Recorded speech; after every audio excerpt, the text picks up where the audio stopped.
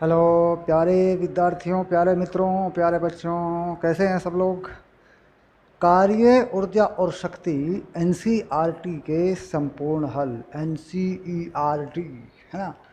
भौतिकी भाग 1 कक्षा 11 के लिए पाठ्य पुस्तक। कुल मिला के अगर देखें इस चैप्टर में हमारे पास जो है कुल 30 सवाल हैं, 30 क्वेश्चन हैं। और 30 सवालों में एक सवाल में 8 नंबर तक, एक सवाल में 4-4, 5-5 सवाल हैं।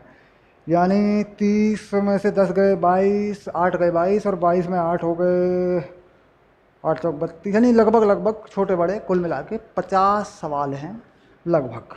ठीक, चलिए कार्य, ऊर्जा और शक्ति को शुरू करते हैं।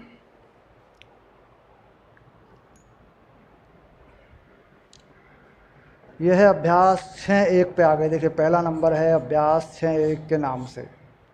ठीक, किसी वस्तु पर किसी बल द्वारा किए गए कार्य का चिन्ह समझना महत्वपूर्ण है। ठीक, कार्य का निशान कैसा होगा, कार्य का चिन्ह जो है वो कैसा होगा, ये समझना महत्वपूर्ण है। यानी यहाँ पर बात आ गई कार्य का चिन्ह, ये समझना महत्वपूर्ण है। यानी कार्य धनात्मक होगा या कार्य ऋणात्मक होगा। गतिज ऊर्जा में जो हानि करता है, गतिज ऊर्जा में जो नुकसान करता है, गतिज ऊर्जा को जो घटाता है, वह कार्य ऋणात्मक होता है। इतनी बात हमें याद रहनी चाहिए। बाकी बातें स्थितिज ऊर्जा है और चीज़ें हैं, उन पे अलग अलग सोचते हैं, लेकिन मुख्य बात ये होती है कि गतिज ऊर्जा को जो कम करता है वह कार्य ऋणात्मक होता है। ठीक है, नहीं, दो बातें पकड़ लेते हैं। देखो इतनी बात याद कर लें, धनात्मक कार्य ठीक क्या करेगा, गतिज ऊर्जा में वृद्धि। ठीक, और ऋणात्मक कार्य, अच्छा ऋणात्मक कार्य क्या करेगा बच्चों बताओ, गतिज ऊर्जा में कमी, ऐसे बोल देते हैं, गतिज ऊर्जा में कमी करेगा। ये तो बातें सरल हैं। इसके अलावा मैंने कहा स्थितिज ऊर्जाएं भी हैं। स्थितिज ऊर्जाओं में बढ़ती है, घटती है, कार्य बढ़ाता है। स्थितिज ऊर्जा में परिवर्तन जो है, देखिए अब मैं लिखता हूँ, ये गतिज ऊर्जा की बात की है मैंने। ठीक, अब कार्य कैसे लिखते हैं, फिर लिखते हैं एक बार, देखो कुछ बातें हैं, फिर लिखते हैं धनात्मक कार्य। ठीक, क्या करता है, किया गया कार्य स्थितिज ऊर्जा में परिवर्तन है, तो क्या करेगा, स्थितिज ऊर्जा में वृद्धि करेगा। ये भी बात बिल्कुल एक जैसी होती है, स्थितिज ऊर्जा में वृद्धि। ठीक, और ऋणात्मक कार्य,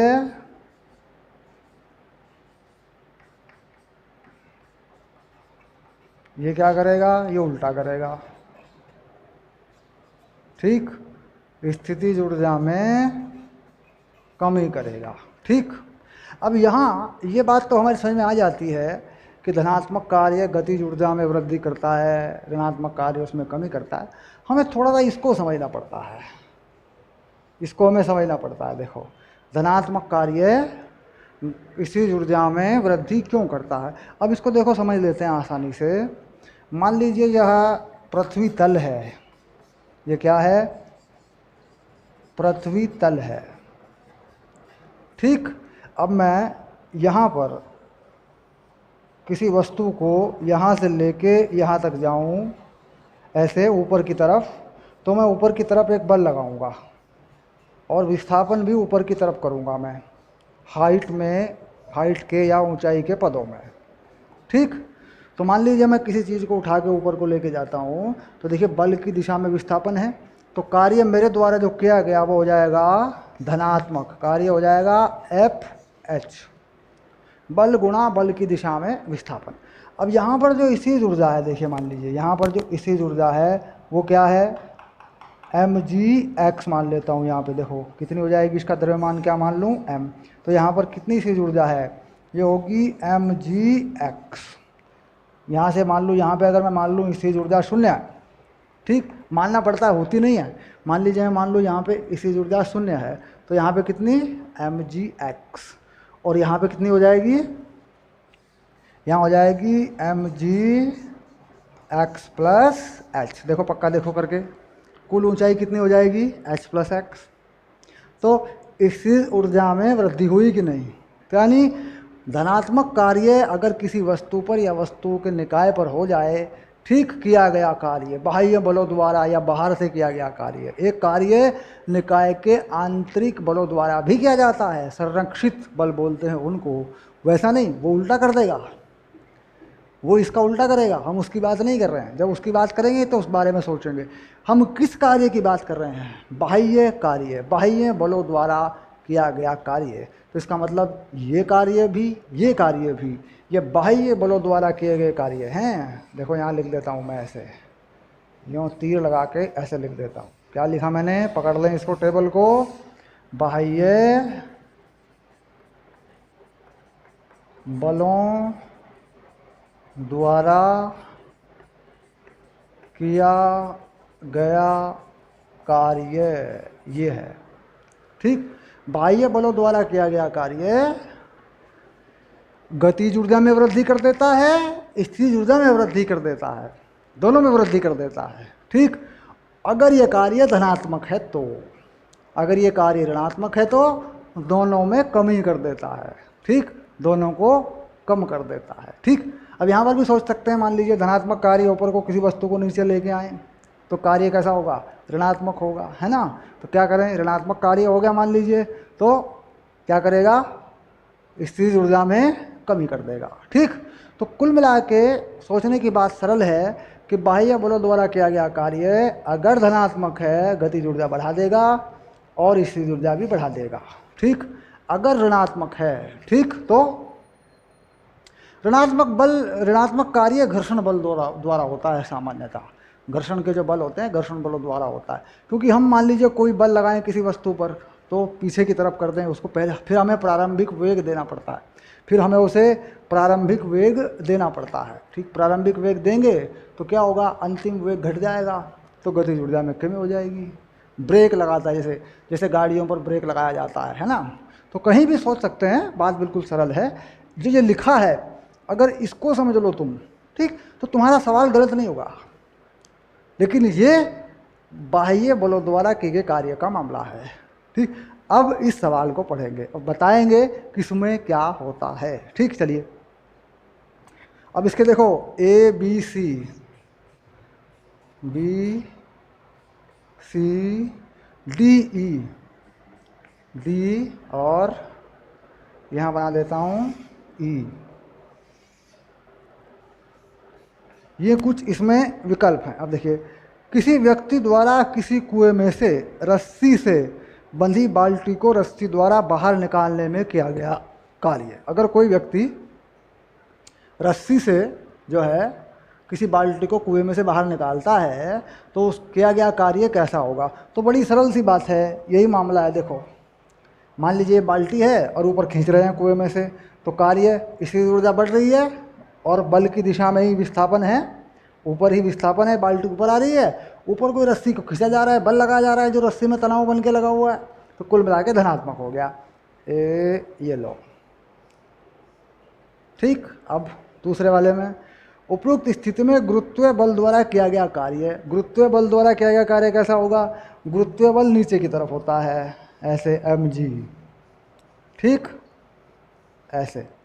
तो अगर कोई वस्तु ऊपर को चलती है तो गुरुत्वीय बल विस्थापन के विपरीत हो जाती है। देखो मान लीजिए किसी इसको ऊपर लेकर जाता हूँ तो इसका विस्थापन ऊपर को हो गया और गुरुत्वीय बल नीचे की तरफ हो जाता है। तो बल और विस्थापन विपरीत दिशा में हो जाते हैं, गुरुत्वीय बल और विस्थापन। तो कार्य कैसा हो जाता है, ऋणात्मक हो जाता है। लो ऋणात्मक हो गया, देखो, ठीक।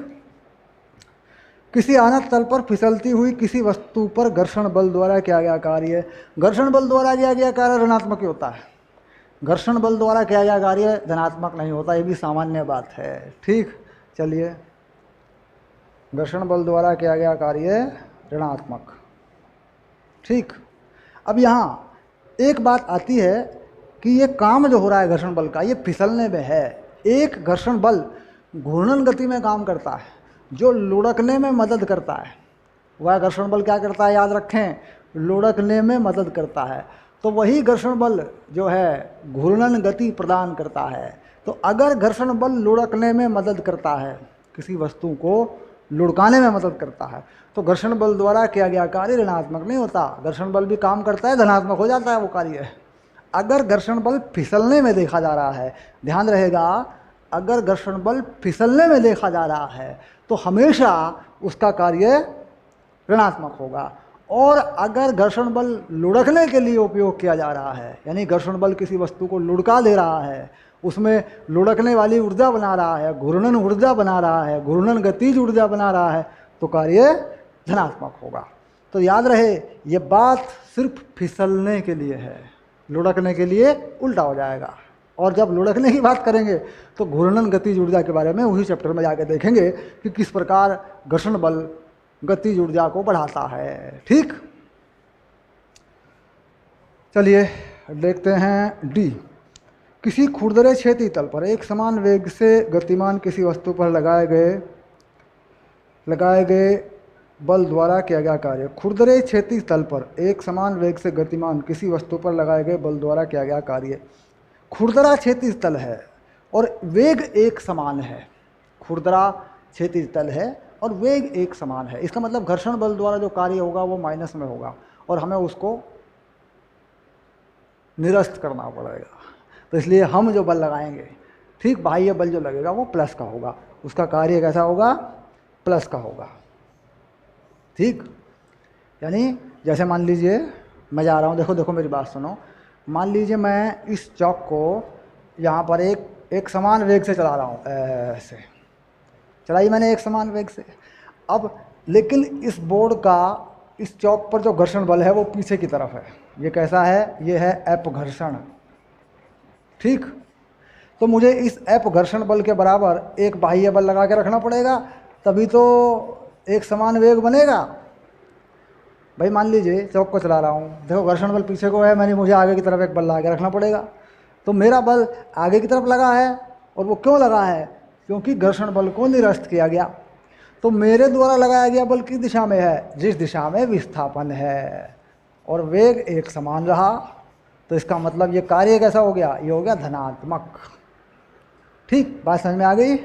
तो घर्षण बल को निरस्त करने के लिए गति की दिशा में लगाए गए बल द्वारा किया गया कार्य भी धनात्मक होता है। पक्का याद हो जाएगा, एक एक बात याद हो जाएगी, समझ में आ जाएगा सब।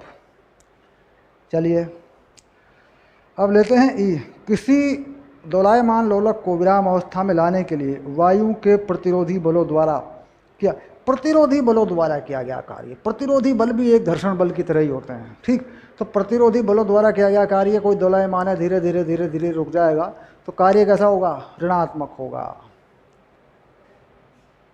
क्यों, क्योंकि जो दोलक में गतिज ऊर्जा है उसको वायु जो है, हवा का जो प्रतिरोध है, धीरे धीरे उसको खत्म कर देगा। तो कार्य कैसा हुआ, ऋणात्मक हो गया। गतिज ऊर्जा घट गई, ऋणात्मक हो गया, सीधी सी बात यह है। तो ये था पहला सवाल, जो कि कॉन्सेप्चुअल सवाल था। कॉन्सेप्चुअल मतलब समझदारी पर आधारित प्रश्न। चलिए अब देखते हैं आगे दूसरे सवाल में।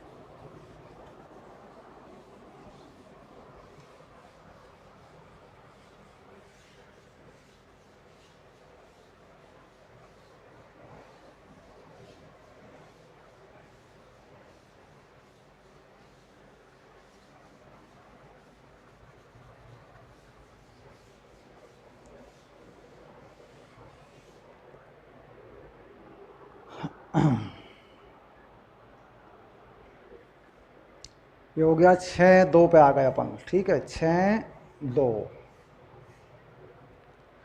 2 किलोग्राम द्रव्यमान की कोई वस्तु जो आरंभ में विराम अवस्था में है, तो यहाँ बना लेते हैं वस्तु का द्रव्यमान। यहाँ हम लोग एक टेबल सा बना लेते हैं, एक बॉक्स बना लेते हैं। वस्तु का द्रव्यमान 2 किलो है, प्रारंभिक वेग 0 है, वस्तु पर बल 7 न्यूटन है।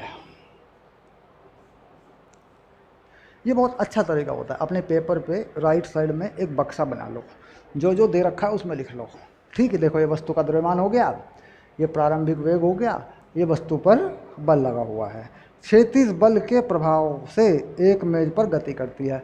अब थोड़ा चित्र बना लो, क्षैतिज बल के प्रभाव से, है ना। देखो ये रहा, ये रहा, और इस तरीके से एक मेज पर गति करती है। इस पर ये बल ऐसे लगा के दिखा लो, ठीक। ये हो गई क्षैतिज तल, ये क्षैतिज तल हो गया। देखो ऐसे।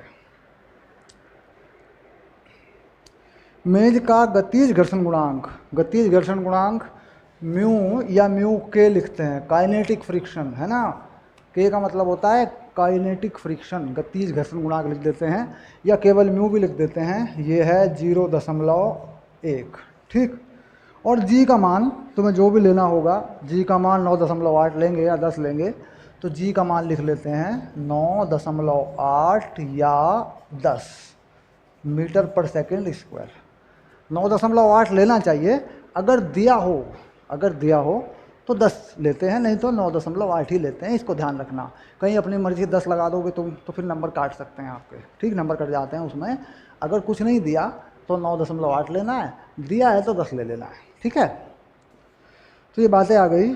अब अपने परिणामों की व्याख्या कीजिए। प्रश्न नंबर 1 देखो क्या कह रहा है, ए में क्या कह रहा है।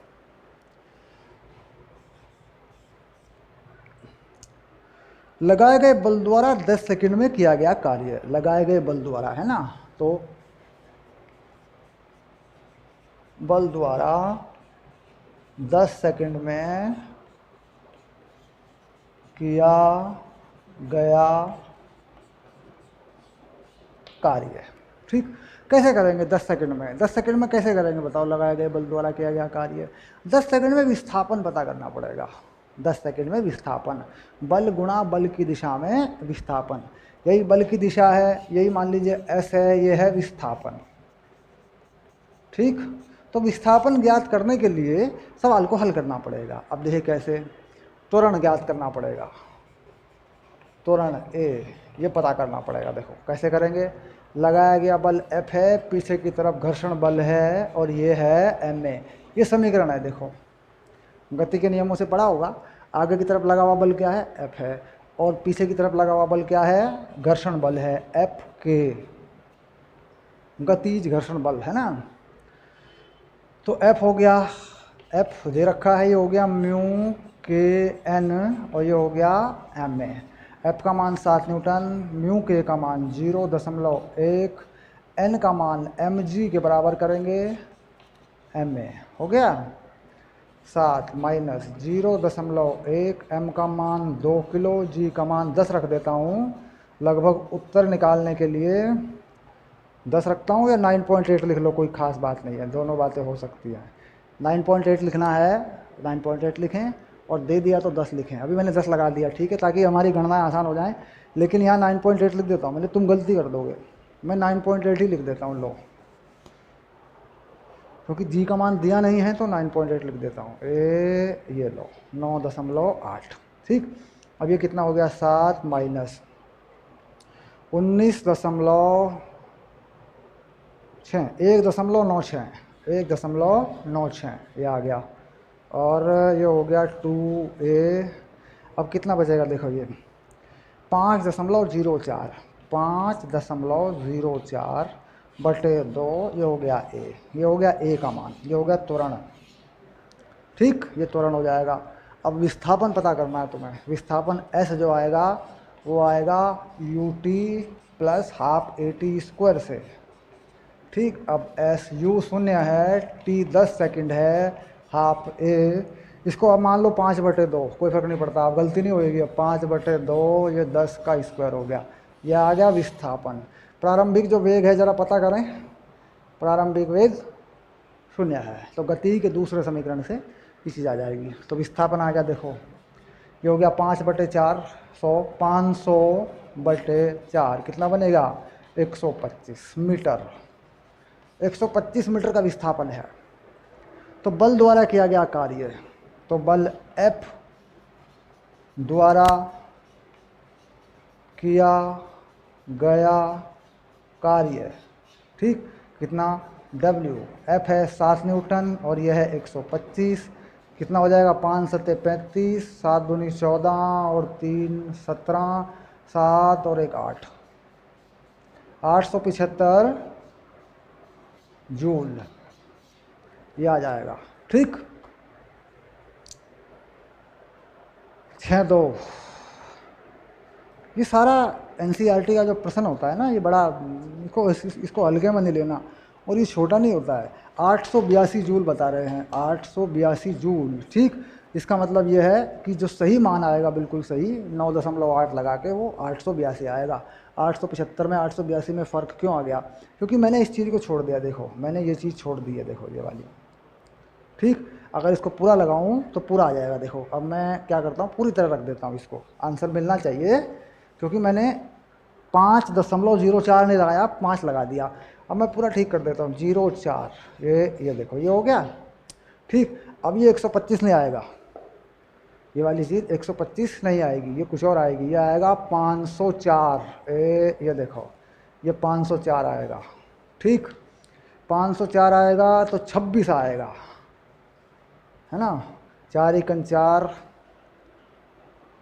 और भाग करेंगे 4, हाँ 126 आएगा, ये आ गया। 126 से मल्टीप्लाई करेंगे, है ना, 6 से, ये लो, अब 6 7 42, देखो हो गया 882, है ना, देखो बिल्कुल सही कर दिया, ये लो, ठीक। तो क्या है कि लगभग जो है मान निकाला और उसको फिर सही मिलाना ज़रूरी है, क्योंकि मैंने लगभग मान निकाला, सीधी सी बात ये है, मैंने यहाँ लगभग मान निकाला, लेकिन उत्तर में फ़र्क आ गया, ठीक, उत्तर लगभग हो गया खैर ये रहा उत्तर, ठीक है। अब इसके बाद देखते हैं दूसरी बात क्या पूछ रहा है। घर्षण द्वारा 10 सेकंड में किया गया कार्य। अब घर्षण बल का कार्य लगा लेते हैं। देखिए विस्थापन तो यही है, विस्थापन तो यही है जो कहता हूँ। घर्षण बल कहाँ है, घर्षण बल ये रहा, ये है घर्षण बल, देखो ये रहा घर्षण बल। अब घर्षण बल द्वारा किया गया कार्य क्या करते हैं, घर्षण बल द्वारा किया गया कार्य निकालेंगे। देखो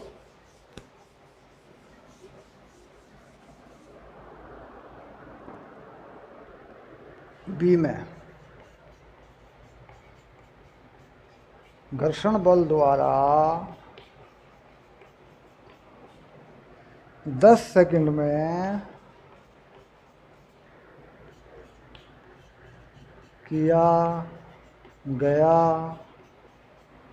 कार्य, ये कैसा होता है, ऋणात्मक होता है। देखो विस्थापन होगा आगे की तरफ, घर्षण बल होगा नीचे की तरफ, तो मतलब पीछे की तरफ।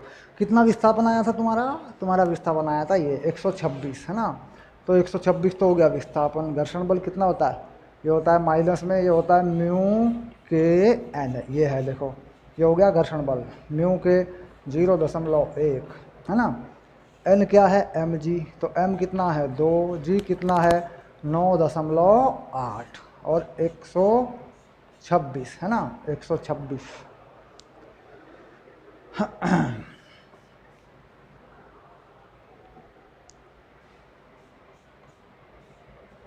अब फिर वही बात है कि इसे गुणा करें तो कैसे करें, कितना लंबा हो जाएगा। देखो क्या करें, गुणा कैसे करें, तो देखो वो आ गया माइनस, ये कितना हो जाएगा, ये हो जाएगा 1.96 और ये हो जाएगा 126, ऐसे ये तरीका है, ठीक।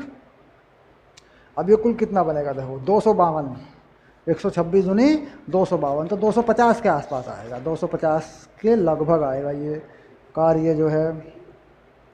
247 जूल आ गया माइनस में, 247 जूल, ऐसे जूल को लिख देते हैं, ठीक, ये आ गया, ओके।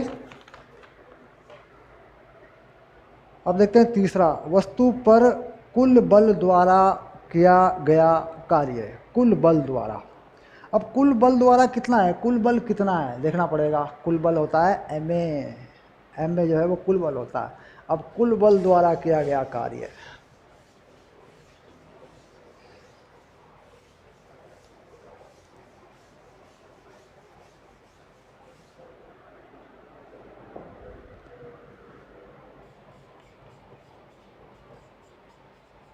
कुल बल द्वारा किया गया कार्य। ठीक, तो क्या करते हैं इसमें, बाह्य बल द्वारा किया गया कार्य उसमें से घटा देते हैं घर्षण बल द्वारा किया गया कार्य, ऐसे लिख लेते हैं। देखो यह है बाह्य बल द्वारा और यह है घर्षण बल द्वारा एफ। ठीक, कितना आया था 882, और ये कितना है माइनस में है, ये पहले से ही, ये पहले से ही माइनस में है।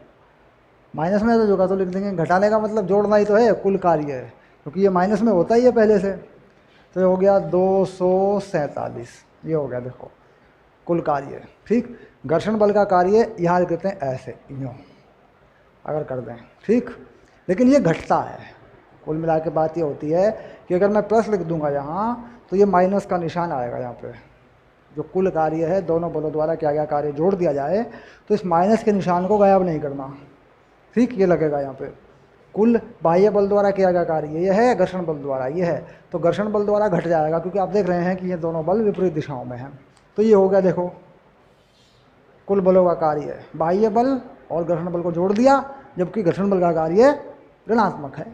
ठीक, अब ये घट जाएगा देखो, 12 में से 7 गए 5, और ये मैंने 882 लिखा है ना, यह आएगा 635, लिख दो सीधा 635 जूल, सीधा घटा दो। 12 में से 7 गए 5, 7 में 4 गए 3, ओके। ठीक, ये हो गया।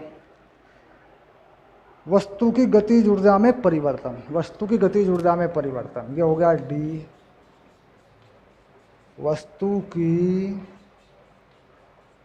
गतिज ऊर्जा में परिवर्तन,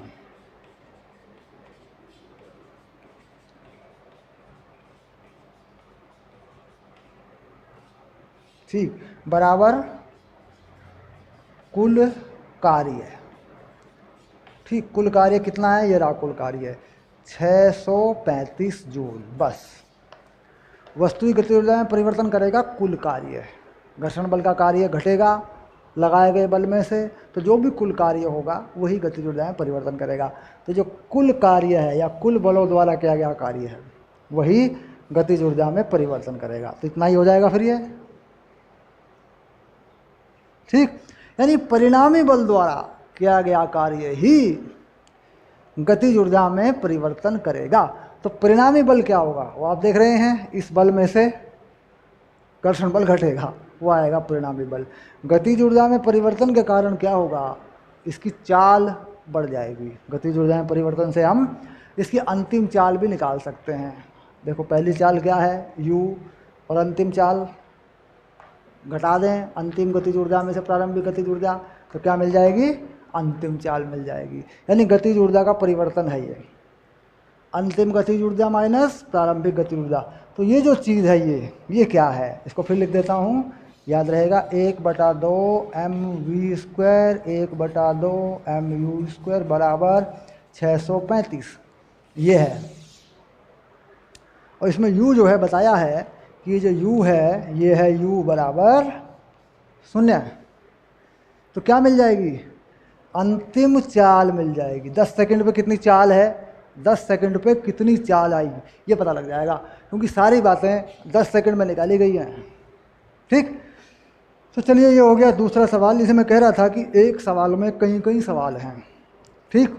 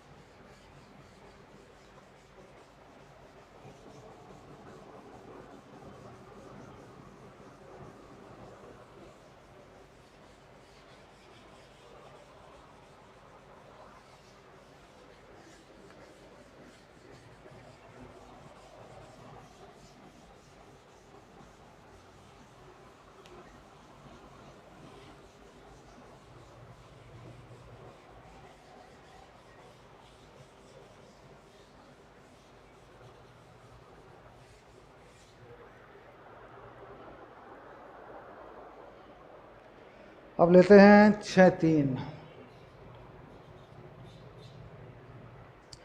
चित्र 6.11 में कुछ एक विमीय स्थितिज ऊर्जा फलनों के उदाहरण दिए गए हैं।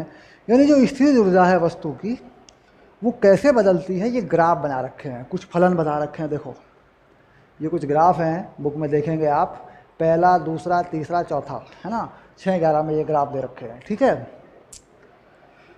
कण की कुल ऊर्जा कोटि अक्ष पर क्रॉस द्वारा निर्देशित की गई है। यानी जो कण की कुल ऊर्जा है, स्थितिज ऊर्जा और गतिज ऊर्जा का जो योग है, कुल ऊर्जा, ठीक, वो क्रॉस द्वारा बताई गई है। ई उसको बताया गया है। यानी कुल मिला के अगर देखा जाए तो ई जो है वो स्थितिज ऊर्जा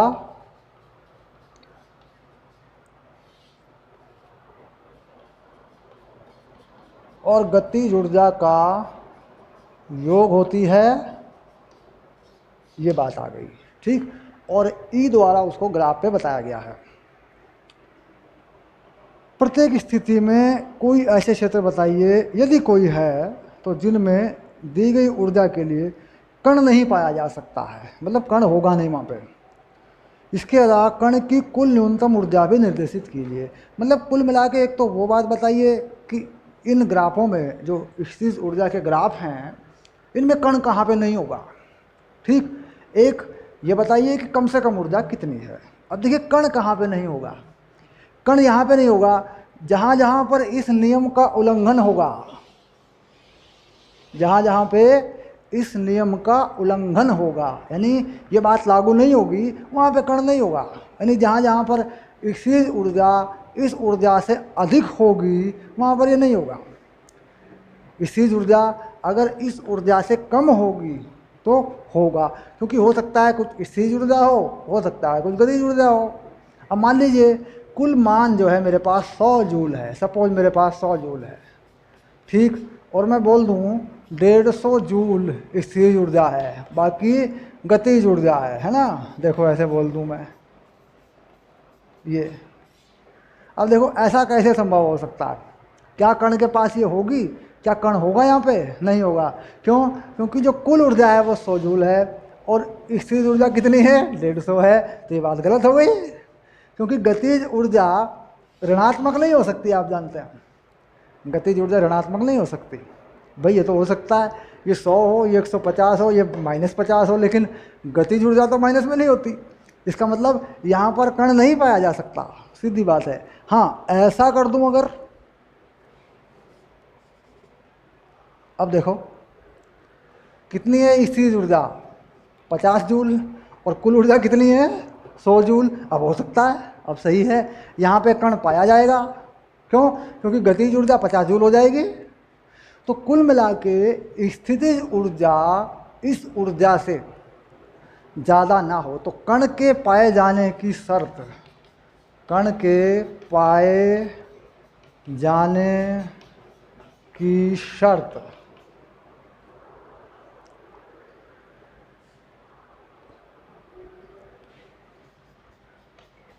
ठीक, कुल ऊर्जा, क्या कहते हैं इसको? ई कह रहे हैं। कुल ऊर्जा अधिक या बराबर हो, अधिक या बराबर हो स्थितिज ऊर्जा से। ये कण के पाए जाने की शर्त है। सब ग्राफों में, जितने भी ग्राफ हैं सब में देख लेंगे हम। ये हो गया, ठीक। और कम से कम ऊर्जा ग्राफ पे दिखाई दे जाएगी, ठीक। तो ये शर्त है। अब ये 4 ग्राफ के ऊपर लगेगी। चारों ग्राफ में बताता हूँ, फटाफट आप बता देंगे। देखो कैसा है। पहला ग्राफ, देखो सारे ग्राफ यहीं बना दूंगा मैं, ठीक। हाँ, नहीं बस ठीक है, बन जाएंगे, बन जाएंगे, है जगह है हमारे पास, कोई दिक्कत नहीं है। मैं थोड़ा सा इसको लिख देता हूँ, इधर से हटा देता हूँ, ठीक है। इसको इधर लिखता हूँ पहले, क्योंकि जगह आगे मुझे जगह चाहिए। कुल ऊर्जा ई अधिक या बराबर हो स्थितिज ऊर्जा से, है ना। देखो यहाँ लिखूँगा मैं स्थितिज ऊर्जा। अब बन गई जगह। अब मैं ग्राफ बना दूंगा फटाफट। यह है पहला ग्राफ, यह है दूसरा ग्राफ, यह है तीसरा ग्राफ, ऐसे, ठीक। 3 ग्राफ बन गए, चौथा ही बन जाएगा यहीं पे, चौथा यहाँ बना देता हूँ। लो, ये बन गया चौथा ग्राफ।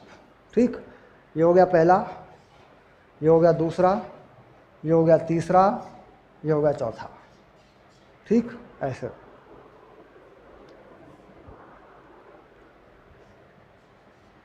ऐसे।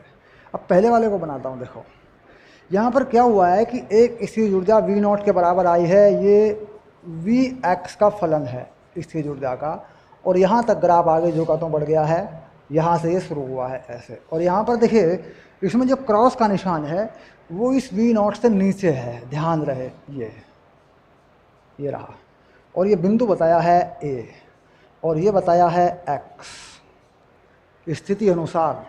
अब जरा इस पे विचार करिए कि जो कुल ऊर्जा है वो इतनी है, बस ये कुल ऊर्जा है। ठीक, और कण जो है यहाँ पे मिले, यहाँ पे मिले, यहाँ पे मिले, यहाँ पे, यहाँ पे, यहाँ पे, यहाँ पे, यहाँ पे, यहाँ पे, बस। क्यों? क्योंकि इस बिंदु के बाद कण की स्थितिज ऊर्जा बढ़ गई। देखो यहाँ की बात करें, यह है स्थितिज ऊर्जा, कितनी है? V0। तो यहाँ पे कण नहीं हो सकता क्योंकि स्थितिज ऊर्जा जो है ज़्यादा हो गई। कुल ऊर्जा ये रही, ये वाली कुल ऊर्जा है, इससे नीचे नीचे जो है कण कहीं भी हो सकता है। तो इसका मतलब कण जो है यहाँ 0 से लेके A तक हो सकता है, 0 से लेके A तक हो सकता है। लेकिन अगर A पे जाए पूरी तरह तो ऊर्जा ये भी है, तो कण कहाँ से कहाँ तक हो सकता है? कण हो सकता है 0 से X से A तक। ठीक, A को बराबर नहीं करेंगे यहाँ पे, क्योंकि मान लीजिए मैंने A को बराबर कर दिया ऐसे, तो यहाँ पे भी हो सकता है, गलत हो जाएगा। ठीक, 0 पर हो सकता है, 0 पर अगर तुम चाहो तो बराबर कर लो क्योंकि ऊर्जा 0 है और 0 पे कण है, लेकिन यहाँ नहीं कर सकते आप। ठीक, यानी ये करने की छूट है, ये कर सकते हो, लेकिन यहाँ नहीं कर सकते उसको क्योंकि ज़्यादा हो गई ऊर्जा। ठीक, तो कुल मिला के ये कण के पाए जाने की स्थिति है। अब इसमें आया कम से कम ऊर्जा कितनी है स्थिति, तो 0। कम से कम कितनी स्थिति ऊर्जा है इसमें? 0 है। तो कम से कम ऊर्जा को ये लिख देता हूँ। देखो कम से कम ऊर्जा कितनी है, यहाँ लिख देता हूँ 0, 0, दोनों बातें लिख दी। यहाँ कण का पाया जाना, यहाँ ऊर्जा 0, क्योंकि देखिए ग्राफ में कम से कम ऊर्जा 0 आ रही है। ये हो गया पहला ग्राफ। अब लेते हैं दूसरे वाला। दूसरे वाला कैसे बनाया है? ये कुछ ऐसा है।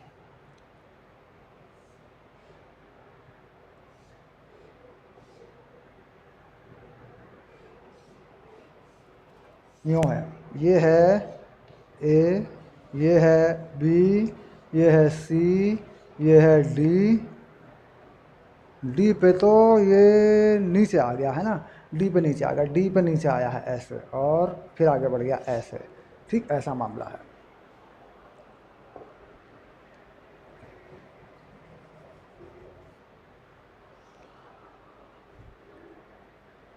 ये हो गया दूसरा ग्राफ, ये हो गया X।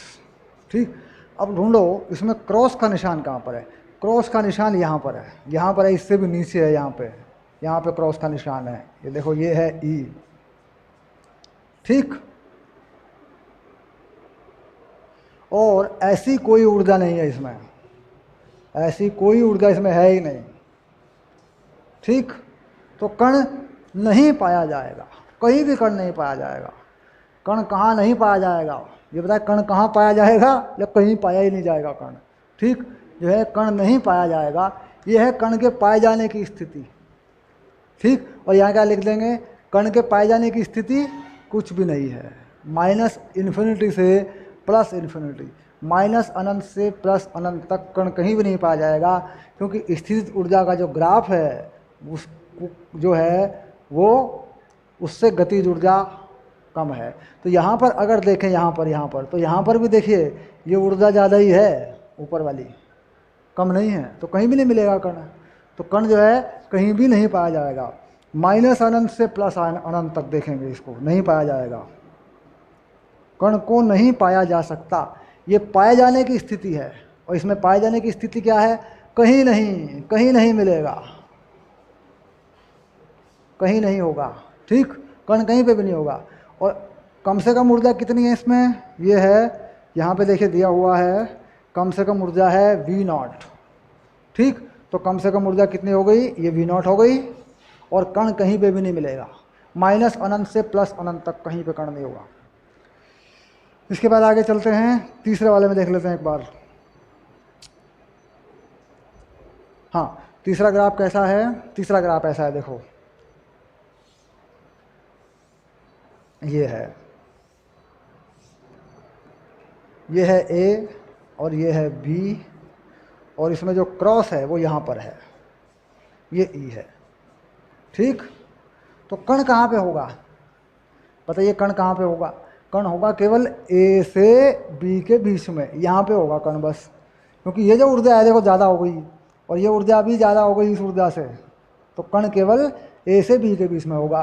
तो X A से B के बीच में कण होगा, इसके अलावा नहीं होगा, यानी माइनस अनंत से A तक नहीं होगा, और B से प्लस अनंत तक नहीं होगा, ठीक। तो कहाँ नहीं होगा, अगर वो उत्तर बना के लिखना है तो क्या लिखेंगे, माइनस अनंत से X A तक नहीं होगा, नहीं पाया जाएगा।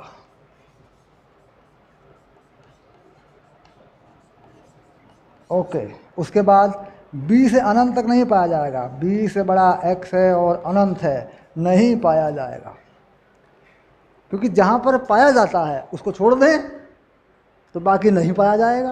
अब देखो यहाँ पे माइनस अनंत से, माइनस इस वाले में बता रहा हूँ, माइनस अनंत से अनंत तक नहीं पाया जाएगा, नहीं पाया जाएगा, कहीं नहीं, ठीक, कहीं नहीं मिलेगा।